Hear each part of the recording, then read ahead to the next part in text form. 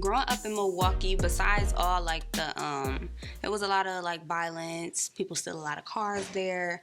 It was the culture that I love. Like, we all about getting dressed. We get dressed like in our flyest wear and walk up and down the street at the lake. Like, literally, like, we'll walk up and down the street and just dap people up just because we look good. The food is way better than down south. I just miss it, like the food.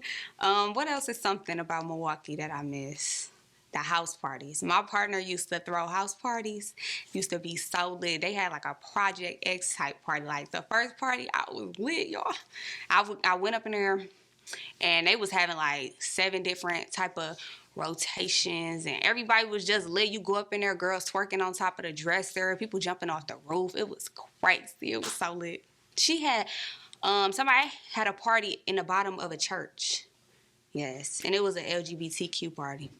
It was fun. I feel like Milwaukee shaped me, like, in a lot of ways, but definitely my tough exterior, because in the industry, you deal with a lot of stuff, people criticizing you and judging you for everything you do, and I feel like I don't fold to that type of stuff because of where I was raised. Atlanta definitely helped me with my career, and they just took me in, like they adopted me.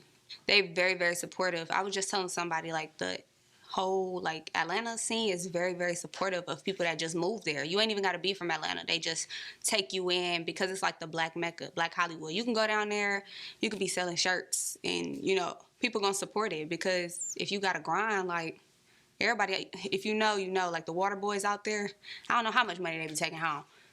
Like, it's a lot. It's a lot of people with ambition out there. So it helped me a lot. It got me signed. I got signed before I was a resident in Georgia. Music was for me, when I really decided to take it serious, is when I jumped up to Atlanta and I'm like, I'm about to risk it all. I'm about to put it on the line and I'm about to put everything into my career. Before that, I was going viral, like always, from like my renditions to other people's songs. But when I moved to Atlanta, me and my partner dropped my first mixtape on DSPs, like Apple Music and all that stuff.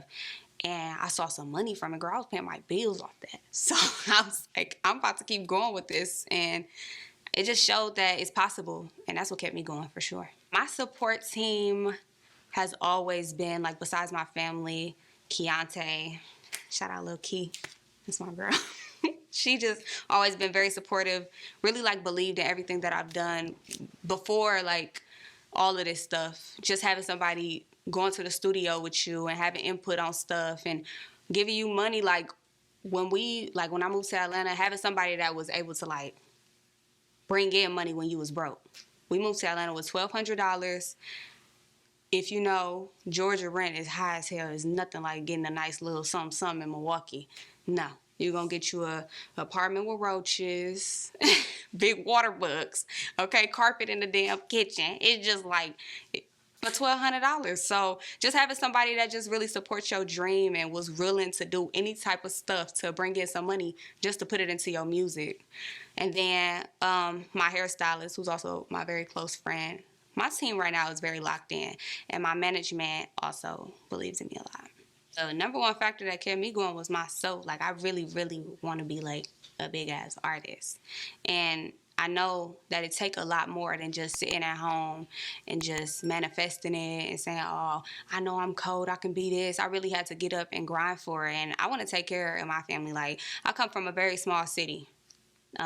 Where I grew up was a very small house. You know what I'm saying? I just want a lot. I want a lot of cars. I want my neck heavy. You know what I'm saying? So it's just where I want to be is what keep me going. And I'm not there yet, so.